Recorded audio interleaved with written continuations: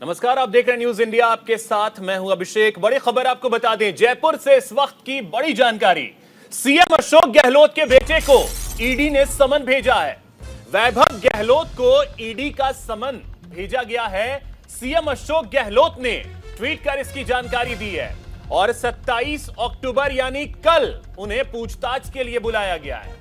FEMA मामले में पेश होने के लिए ईडी ने समन भेजा है। इस वक्त की बड़ी जानकारी आपको दे रहे हैं।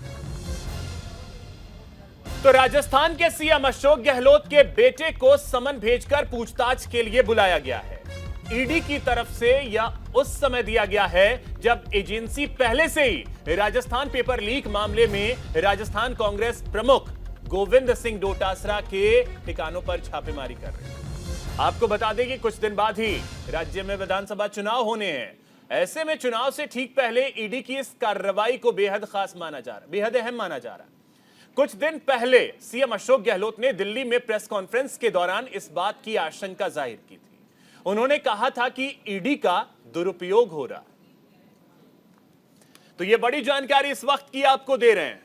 राजस्थान से यह बड़ी खबर है। राजस्थान के मुख्यमंत्री अशोक गहलोत के बेटे वैभव गहलोत को ईडी ने नोटिस थमाया है।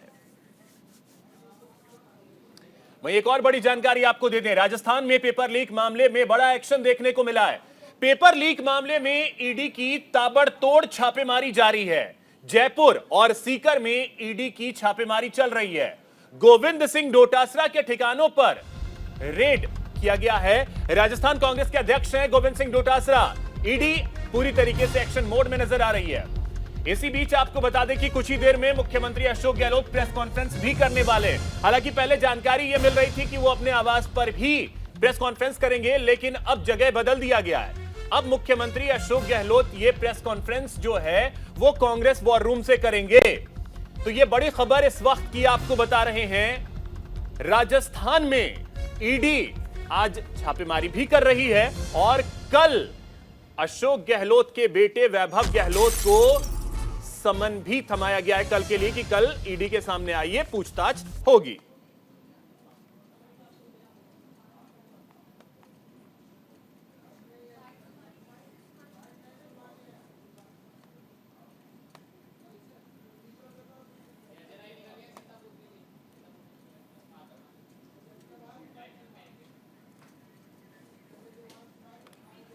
तो अधिक जानकारी के साथ सहयोगी दीपक चावला और छवि हमारे साथ जुड़ रही हैं। उनके पास चलते हैं। दीपक, सबसे पहले तो इस वक्त के अपडेट के बारे में आपसे जानना चाहेंगे कि छापेमारी इस समय भी जारी है। आप पहले तो बोल लो ना, मैं कह रहा हूं ना आपको।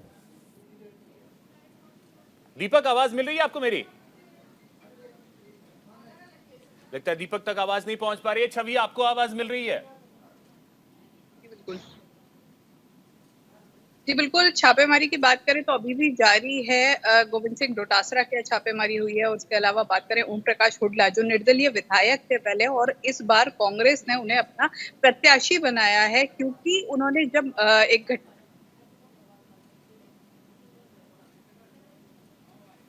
दीपक, आपको आवाज मिल रही है? छवि की आवाज में थोड़ी समस्या आ रही है। दीपक, आवाज मिल रही है आपको? अभिषेक, अपना सवाल पूछिए। जी दीपक, अपडेट दे दें, इस समय क्या छापेमारी जारी है? देखिए, बिल्कुल सिविल लाइन में प्रदेश अध्यक्ष गोविंद सिंह डोटासरा का घर है। यहाँ पर अभी इस वक्त ईडी की टीम मौजूद है और अभी कार्रवाई जारी है। माना जा सकता है कि अभी 12 बजे का समय हो चुका है और लगभग 2 घंटे और ईडी की टीम यहाँ पर रह सकती है और तमाम जो सबूत है वो यहाँ पर इकट्ठा कर सकती है। इसके अलावा डोटासरा के अलावा जो हुड्डा है, विधायक है, उसके यहाँ भी छापेमारी कार्रवाई है। इसके अलावा वैभव गहलोत को भी यहाँ पर ईडी का नोटिस दिया गया। तो कह सकते हो कि राजस्थान की 3 कांग्रेस के नेताओं पर ईडी ने शिकंजा अपना कसा है। डोटासरा के मैं अपडेट दे दूं, डोटासरा जब प्रदेश अध्यक्ष से पहले जब वो शिक्षा मंत्री थे तब उन पर आरोप लगे थे कि कई सारे आरएएस के सिलेक्शन हुए थे जो कि उनके परिवार से जुड़े हुए थे। तो ये उन पर आरोप लगे थे कि उन्होंने कहीं ना कहीं ये जो अपने पारिवारिक सदस्य उनका यहाँ पर सिलेक्शन करवाया। इसके अलावा जब टीचर की जब भर्ती हुई थी तो उन पर भी आरोप लगे थे कि जो टीचरों में जो सिलेक्शन हुआ था वो भी डोटासरा के करीबी थे, यानी कि के रिश्तेदार थे। तो ये उन पर आरोप थे। तब से साल भर से लगातार ईडी की टीम प्रदेश अध्यक्ष गोविंद सिंह डोटासरा के खिलाफ सबूत एकत्रित कर रही थी। इससे पहले सीकर में कार्रवाई हुई थी जो कि एक इंस्टीट्यूट पर थी। बताया जाता है कि वो भी डोटासरा के करीबी का था। वहां से इनपुट मिला जिसके बाद आज ईडी की टीम यहाँ पर पहुंची है सिविल लाइन और यहाँ पर डोटासरा के यहाँ पर कार्रवाई की जा रही है। इसके अलावा विदेशी मुद्रा की किस तरह की जानकारी यहाँ पर दी जाए, वो नोटिस यहाँ पर जो है वैभव गहलोत को दिया है। माना जा सकता है कि वो 27 को अपने वहाँ जब वहाँ पर उनके ईडी के ऑफिस जाएंगे और वहाँ पर उनको सबूत देंगे। तो ये जो लगातार जो ईडी ने अपना शिकंजा कसा है, इसके साथ ही सूत्रों से ये बड़ी जानकारी मिल रही है कि अभी कल और परसों 2 दिन और ईडी छापेमारी कार्रवाई कर सकती है। जो जल जीवन मिशन घोटाला है उससे जुड़ी भी अपडेट यहाँ पर सामने है कि वहाँ पर भी कार्रवाई कर सकती है और उसपे शिकंजा महेश जोशी जो कि मंत्री है उनके खिलाफ यहाँ पर कार्रवाई की जा सकती है। तो कह सकते हो कि अगले 2-3 दिन ईडी राजस्थान में, जयपुर में लगातार सक्रिय है और भी कार्रवाई देखने को मिल सकती है। फिलहाल इंतजार करना पड़ेगा कि वैभव गहलोत कल पेश होते हैं या उनके वकील पेश होते हैं या उनको नोटिस का किस तरह का जवाब देता है, इसका इंतजार करना पड़ेगा। अभिषेक, ठीक है, सहयोगी अली भी हमारे साथ जुड़े हुए हैं। अली, आपके पास क्या जानकारी, वैभव गहलोत को ईडी का समन मिला है?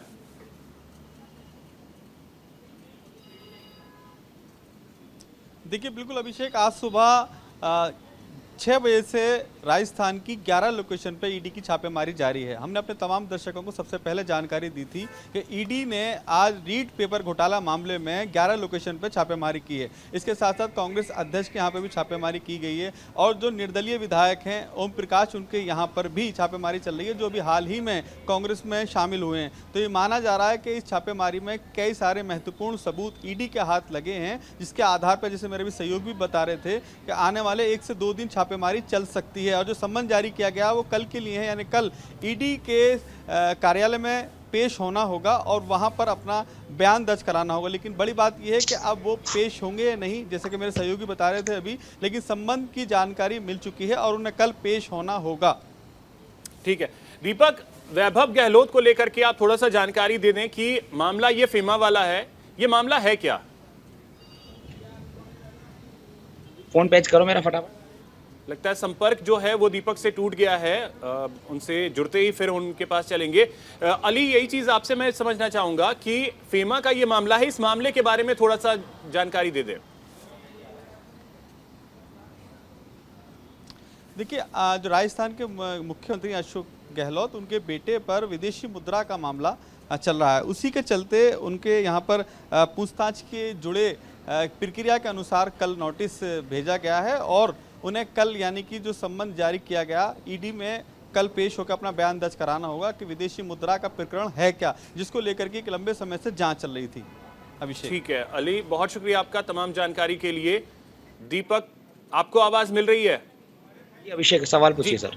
दीपक, आपसे ये चीज भी समझना चाहेंगे कि देखिए, समय जो है वो चुनाव का है और चुनाव के समय में ये जो छापेमारी शुरू हुई है, इसको लेकर के अब सवाल जो हैं वो कांग्रेस की तरफ से उठाए जा रहे हैं और जानकारी ये भी है कि मुख्यमंत्री अशोक गहलोत पीसी भी करने वाले हैं। देखिए अभिषेक, बिल्कुल कांग्रेस पर लगातार ईडी कार्रवाई कर रही है और पिछले साल भर से लगातार ईडी सक्रिय हुई है, इसमें कोई दो राय नहीं है। मुख्यमंत्री अशोक गहलोत अभी 12:30 बजे पीसी कर रहे हैं। इसके अलावा एनएसयूआई जो कांग्रेस का युवा मोर्चा है वो भी यहाँ पर प्रोटेस्ट कर रही है और पुतला दहन का कार्यक्रम कर रही है और वो आरोप लगा रहे हैं कि कांग्रेस के नेताओं को ही यहाँ पर जो है टारगेट किया जा रहा है। लेकिन मैं अभिषेक ये बताना चाहता हूँ, जिसके खिलाफ सबूत मिलता है ईडी उनको ही टारगेट करती है। अगर आप निष्पक्ष है, आप ईमानदार है, तो आप पर कोई कार्रवाई नहीं की जाएगी। देखिए, जब डोटासरा के खिलाफ जब सबूत मिले, इसीलिए तो ईडी की टीम यहाँ पर पहुंची है। हुड्डा के खिलाफ जहां पर सबूत मिले, तभी तो ईडी की टीम उनके ठिकानों पर रेड मार रही है। लेकिन वैभव गहलोत को नोटिस किस घटना से जुड़ा हुआ दिया है, ये जरूर एक विषय की बात है। विदेशी मुद्रा और कुछ घोटाला, कुछ आय से अधिक संपत्ति की बात यहाँ पर सामने आ रही है, लेकिन अभी तक स्पष्ट नहीं किया गया कि वो प्रकरण, पूरा मामला है क्या। अभी मुख्यमंत्री अशोक गहलोत, जो कि उनके पिताजी है वैभव गहलोत के, वो पीसी कर रहे हैं, तो शायद वो कुछ जानकारी दे दे कि आखिर उनको नोटिस क्यों मिला है। और देखना ये होगा कि वैभव गहलोत कल, जब उनकी तारीख है 27 अक्टूबर, तो वो पेश होते हैं या उनकी ओर से नोटिस का जवाब दिया जाता है या उनके अधिवक्ता यानी कि वकील जो है वो पेश होते हैं। तो ये एक देखना होगा कि कल का दिन कितना महत्वपूर्ण। लेकिन अभिषेक, मैं बार बार जिक्र कर रहा हूं कि अभी देखिए, छापेमारी 2 जगहों पे चल रही है। एक तो ओम प्रकाश हुड्डा, जो कि इस बार कैंडिडेट बनाए गए हैं, हालांकि पिछली बार भी बहुत सारी परिस्थितियां बनी थी जिसके बाद वो निर्दलीय चुनाव लड़े थे। उसके बाद गोविंद सिंह डोटासरा प्रदेश अध्यक्ष हैं और पहले शिक्षा मंत्री रह चुके हैं, उसी दौरान का ये मामला है। तो अब सवाल इसमें ये है कि गोविंद सिंह डोटासरा इस बार भी कैंडिडेट कांग्रेस ने उन्हें बनाया है और ओम प्रकाश हुड्डा, साथ ही साथ वैभव गहलोत, 3 बड़े नेता कांग्रेस के, चुनाव सर पर है। कांग्रेस की तरफ से अभी क्या रिएक्शन आया है और इसको लेकर के अपोजिशन की तरफ से कोई रिएक्शन आया है क्या?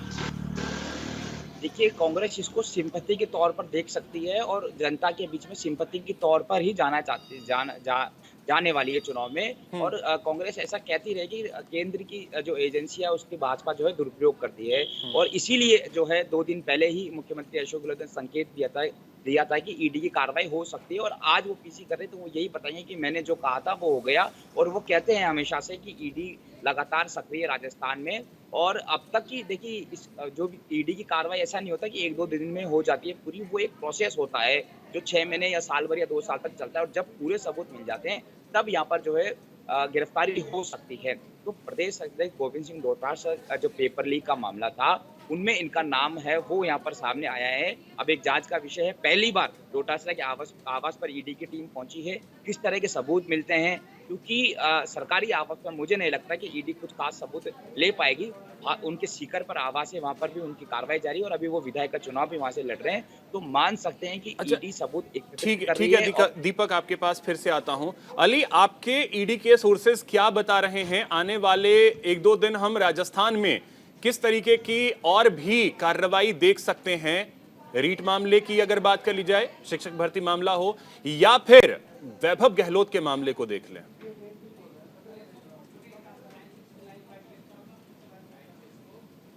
जो मामला है ईडी में, ये 2 तरह की छापेमारी चल रही है। पहला तो रीट पेपर घोटाला मामला है और दूसरा FEMA यानी कि फॉरेन एक्सचेंज मैनेजमेंट डिपार्टमेंट जो विदेशी मुद्रा वाला मामला है, उसी में ही वैभव गहलोत को नोटिस भेजा गया है। कल उन्हें ईडी के समक्ष दिल्ली कार्यालय में पेश होना होगा। ये 2 अलग-अलग मामले हैं जिसमें छापेमारी चल रही है। और जो रीट पेपर घोटाला अली, थोड़ा सा इसको क्लियर कीजिएगा। आपसे पहले भी इस मामले में छापेमारी की गई है। अली, थोड़ा सा इसको क्लियर कीजिए, क्या फेमा वाले मामले में भी आज छापेमारी चल रही है?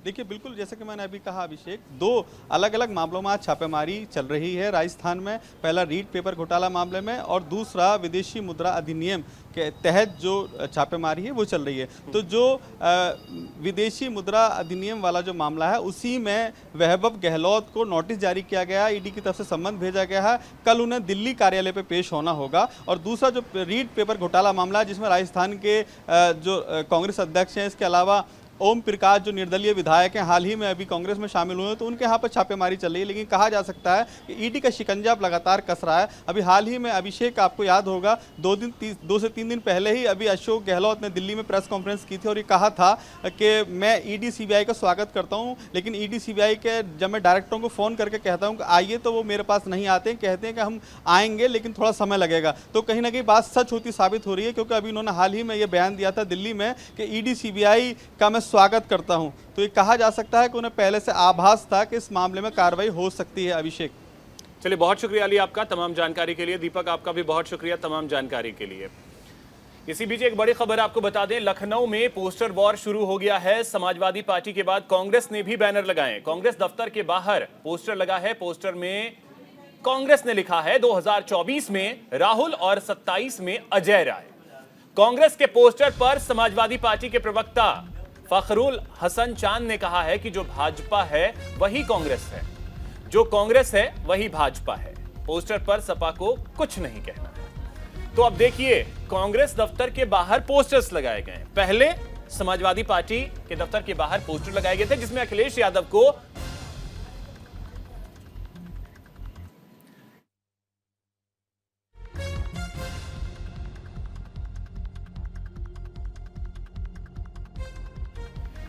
तो देखिए, कुछ दिन पहले पोस्टर्स लगे थे समाजवादी पार्टी के दफ्तर के बाहर, जहां पर अखिलेश यादव को प्रधानमंत्री के तौर पर प्रोजेक्ट करने की कोशिश की गई थी समाजवादी पार्टी की तरफ से कि INDIA गठबंधन का अगर कोई नेता होगा तो वो अखिलेश यादव। अब ये देखिए, 2024 में राहुल यानी प्रधानमंत्री पद के लिए राहुल गांधी ही हैं और 2027 में अजय राय यानी अजय राय, जो कि वर्तमान में प्रदेश अध्यक्ष हैं, वो चेहरा होंगे। ये क्लियर करने की कोशिश की गई है इस पोस्टर के जरिए।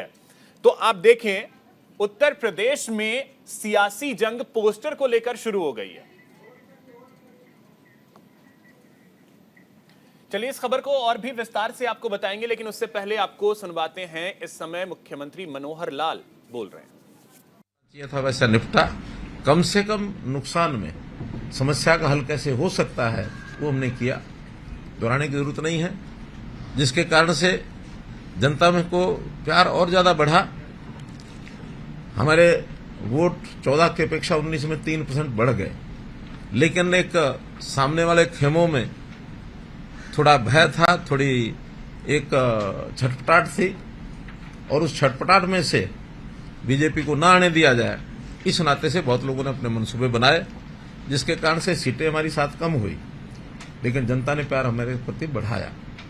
खैर, जैसा अवसर आया हमने फिर सरकार बनाई, और सरकार बनाने के बाद आज उस दूसरी टर्म के भी 4 साल हो गए हैं, और मैं समझता हूं कि जो काम हमने किए हैं उस पहले वाली जो जनता का प्यार हमको मिल रहा है, उससे ज्यादा प्यार आज भी जनता में कायम है। जनता हमको चाहती है कि जो आपने काम किए अच्छे किए हैं। बहुत से काम हैं, कुछ कामों की मैं जरूर गिनती कराऊंगा आपके सामने, लेकिन इसके बाद मैं ये कह सकता हूं कि जो निराशा है वो आशा में बदली है, वो जो अवसाद है उसको प्रसन्नता में बदला है, आम आदमी की जो जरूरत है उसको पूरा किया है, और जिनको जो लूट खसोट करते थे उसके लिए अब कोई स्थान नहीं है जिसके कारण से हम कह सकें कि कोई लूट खसोट करेगा।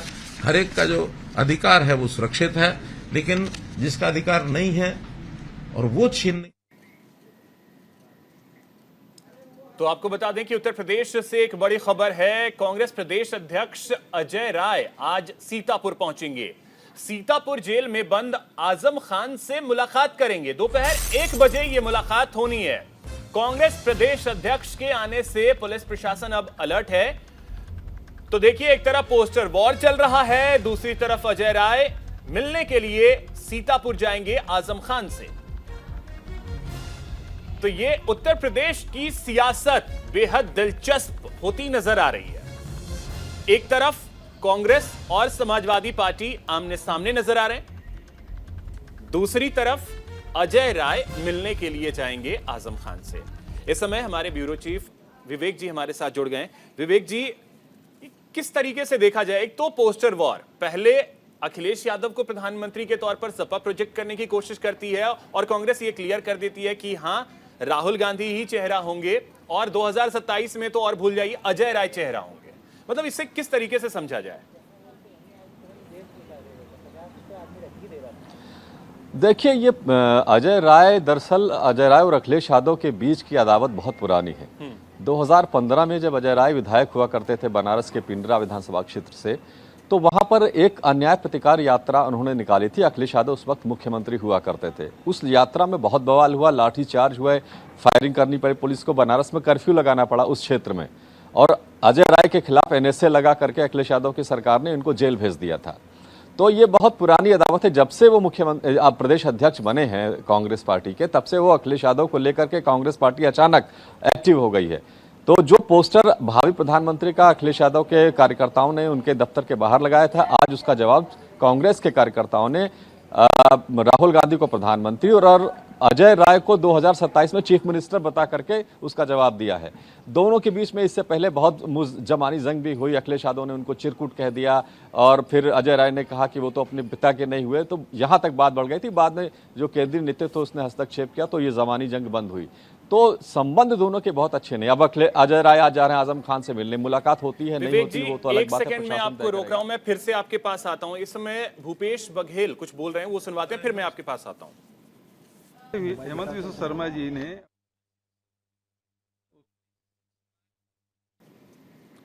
तो चलिए आपको सुनवाते हैं।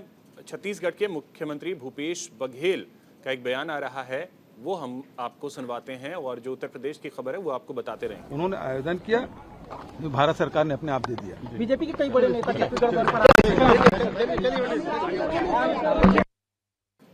चलिए ठीक है, तो आप भूपेश बघेल को सुन रहे थे, लेकिन चलिए अब विवेक जी एक बार फिर से मैं आपके पास आ रहा हूं। ठीक है, ये अदावत और ये सारी चीजें तो चल रही है, लेकिन इस बीच खबर ये भी है कि अजय राय आजम खान से मिलने जेल जा रहे हैं। जी हाँ, सीतापुर लखनऊ से करीब 2 घंटे की डिस्टेंस पर है, और अजय राय ने जाने से पहले एक बयान भी दिया था कांग्रेस के दफ्तर में। उन्होंने ये कहा कि वो इंसानियत के नाते मिलने जा रहे हैं, लेकिन ये विशुद्ध रूप से पॉलिटिकल यात्रा है। आजम खान उनसे मिलते हैं नहीं मिलते हैं वो प्रशासन वहां पर तय करेगा, लेकिन कोशिश की जा रही है कि आजम खान को कांग्रेस का सिंपैथाइजर बनाया जाए। आजम खान कोई ऐसी बात कह दें जिससे कांग्रेस को फायदा हो। देखिए, आजम खान उत्तर प्रदेश में माइनॉरिटीज के वोट बैंक को लेकर के वो एक बड़े नेता माने जाते हैं और सभी लोग इस बात को समझते हैं, जानते हैं। इस वक्त वो उनको जिस तरह से परेशान वो हैं और जेल जाना पड़ रहा है और तमाम मुकदमे हैं, उस पर पैरवी चल रही है, उसको लेकर के कहीं ना कहीं कांग्रेस को ये लगता है कि मुसलमानों का वोट आजम खान से मिल करके लिया जा सकता है। अब एक तरह से ये अखिलेश यादव को परेशान करने की ही एक तरह की रणनीति है। तो अभी देखते हैं क्या होता है। आम आदमी पार्टी के नेता भी आजम खान से मिलने जा रहे हैं, ये भी जानकारी मिली है। तो आजम खान हाइपोथेटिकल हो सकता है, मैं इस चीज को स्वीकार भी कर रहा हूं, क्या कांग्रेस में भी लाने की कोशिश हो सकती है? बिल्कुल हो सकती है। आजम खान अखिलेश यादव के बीच में, हालांकि दोनों एक ही पार्टी में अभी भी हैं, लेकिन कई बार आजम खान ने अपनी नाराजगी भी जाहिर करी है। उनके परिवार के लोगों ने भी नाराजगी अखिलेश यादव को लेकर के जाहिर करी है। देखिए, जहां तक पॉलिटिकल करियर का सवाल है तो आजम खान इलेक्शन नहीं लड़ सकते, उनके बेटे भी इलेक्शन नहीं लड़ सकते हैं, उनकी पत्नी को भी सजा हो गई है, तो उस तरह से तो नहीं, लेकिन हाँ, मुस्लिम वोट बैंक को अगर प्रभावित कर सकते हैं और कांग्रेस को ऐसा लगता है तो ऑफर उनको दिया जा सकता है।